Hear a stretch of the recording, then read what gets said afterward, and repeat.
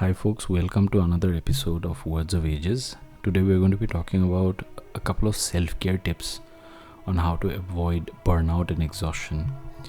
Remember, you are your best investment. Invest in yourself and your lifestyle. Quality of life is a key component in finding yourself joy and maintaining self-confidence.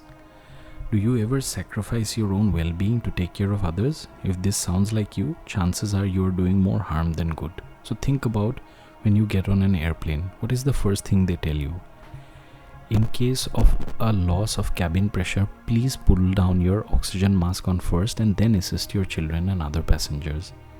They tell you this because if you don't take care of yourself first, you will pass out and die. You can only help others and save lives after you meet your own needs. Not just in an emergency scenario, but also in your everyday life. This is where self-care comes in. I used to think it was selfish to prioritize my needs over the needs of others. I thought showing love for others meant that I had to continuously give of myself and put their needs ahead of mine. As a result, I constantly felt drained, fatigued, and exhausted. I had given all of myself away, and there was nothing left for me. Not only was I working a highly stressful job in finance, I was also launching my personal training business, which required a combined 85 hours per week. To add insult to injury, I was pushing my body to its physical limits in the gym 7 days a week and sleeping only 4 to 6 hours per night. And if this wasn't enough, I was also trying to balance having a boyfriend, a social life, a family, and a kitten. At this stage in my life, it was common occurrence to collapse on top of my bed, clothes on, after a long day, only to get up and repeat the cycle all over again. Eventually, depression started to creep in and I completely stopped doing anything for the sake of enjoyment. Everything became goal-oriented. I forgot who I was. I forgot how to be happy. I didn't see the value in taking time for myself to recharge, get in touch with my inner being, and assess what I really wanted out of life. I was solely focused on making money and pleasing others, trying to buy the love I didn't deem worthy of my own. It's called the disease to please, and it will kill you if you let it. I kept this pace up for a period of 2 years with no vacation and few days off until I had no choice but to pull the brakes. My immune system suddenly shut down and a barrage of illness and infection ensued. My goals of being the epitome of perfection and efficiency came to an abrupt halt. The disease to please had finally caught up with me. First, I developed a potentially life-threatening case of pneumonia. Immediately after that, I developed a staph infection in my neck that was literally the size of a golf ball. Then I became so lethargic that getting out of my bed became a huge challenge. This lasted for months. I had never felt so low in my life. And I knew I had taken this unfortunate series of events as an opportunity to grow and learn. Otherwise, this would all be for nothing. So that's where the lesson really kicks in. This was a huge kick in the pants, telling me to slow down, take some time for yourself. Finally, I had gotten the massage I needed, and I knew this was time to take a step back to reevaluate my life choices, motivations, and habits. How could I expect to help others when I wasn't taking care of myself? I was putting myself last, and this helps no one. I knew it was time to stop sacrificing myself and start practicing some serious self-care. If you neglect yourself for an extended period of time, you will experience extreme burnout. This is when you push yourself so hard that you literally can't go on anymore and you just collapse. If you are concerned about extreme burnout, here are some signs you might be at risk. You're so completely exhausted by the end of the day that you collapse on the couch and fall asleep without realizing it. By the end of the week, you are so fatigued you can hardly get out of bed in the morning. You sleep an inordinate amount of time during the weekend just to feel normal again. No matter how much sleep you get, you wake up exhausted. Caffeine is a necessity to wake up and get through the day. You often work so hard you forget to eat. You have extreme cravings for junk food and eat excessive amounts of sugar for energy. You binge on Netflix and other distractions to avoid being alone with your thoughts. If you find yourself at risk of burnout or feel just you want to take better care of yourself, self-care is the answer you're looking for. Initially, I had a lot of misconceptions about self-care. I thought it was about being eternally happy all the time. Then I realized it's actually impossible to be happy all the time, and suffering is a necessary part of life that is required for personal growth. True self-care strengthens and deepens our connection with ourselves so we can understand how to meet our needs from a mental, emotional, and physical standpoint.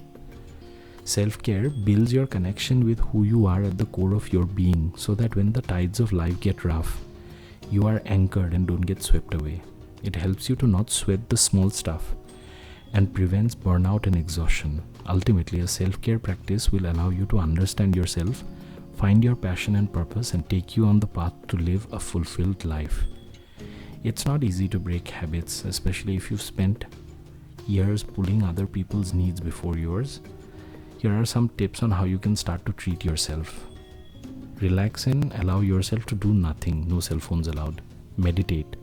Read an educational book with a focus on personal growth. Listen to an educational podcast. News is not included as educational. Play with your pet. Cuddle your significant other. Do something that makes you smile. Create something artistic or play an instrument. Listen to music you love. Practice gratitude with a gratitude journal. Forgive someone you have been holding a grudge against. This is a self-care idea for emotional health. Do something that scared you that you've always wanted to do. Focus on your own needs and goals instead of comparing yourself to others. Practice compassion for yourself and take a break, a massive break from social media. Allow yourself to feel your feelings instead of running from them or distracting yourself. Read a fictional book that lifts your spirits. Take a break from technology, unplug. Help someone and don't expect anything in return. Practice positive affirmations. Example, you're enough just as you are right now in this moment. Write down a few things you appreciate about yourself. Self-care ideas for physical health is practice deep breathing, move to music you love, get adequate sleep, lift weights, walk, play a sport, go outside, get some sunlight on your skin. Try yoga or other mindful movement practices, and eat healthy. Look in a mirror and love your body as it is right now without judgment. Self-care saved me from extreme burnout. It wasn't easy to slow down and find time for myself throughout the day, so instead I get up early and devote 1 hour of my time to myself. I created a daily self-care routine that starts off my day on a positive note. This positivity bleeds over into other aspects of my life, and it's been life-changing. I used to be miserable getting up for work in the morning. I remember that horrible feeling. Now getting up is enjoyable because I have something to look forward to, like going to the gym, listening to a podcast, or meditating. I've noticed I'm generally happier and filled with a sense of gratitude for my blessings in life. I also lost 12 pounds in 8 weeks, even after reducing the amount of time I spent in the gym by reducing daily stress triggers and practicing healthful eating. Previously, I'd put a lot of stress on my body with my lifestyle and excessive working out. This stress created a hormone response in the body that actually made me gain fat instead of losing it. My big weight loss secret is stress reduction, moderate exercise, and mindful eating.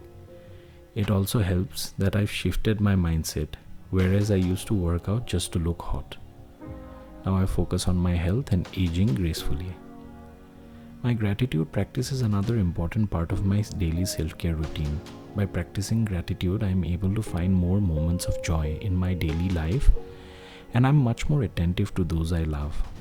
With mindfulness and meditation practice, I experience less anxiety, stress, and negative thinking.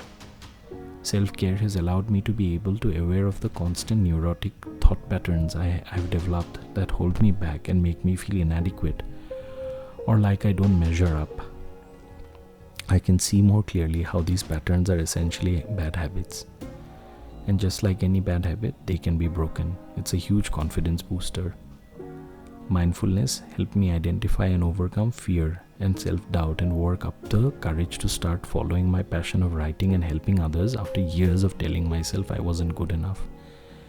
And here we are today. If you're like me and take care of everyone in your life except yourself, leave a comment down below so that we can inspire you to do better for yourself. I implore you to try some of the self-care tips that I just told you about. It really is the utmost important thing, not only for your own health but for the health and well-being of everyone you care about as well. I know it's hard to find time for self-care. That's why I recommend scheduling 1 hour of time every day, single day, just for you. Self-care might seem silly or frivolous, but it literally saved my life. And it might just do the same for you. If you like what you heard today on this podcast, make sure to like, share and subscribe, and make sure to press the bell icon. Leave a comment down below, and I will see you in the next episode.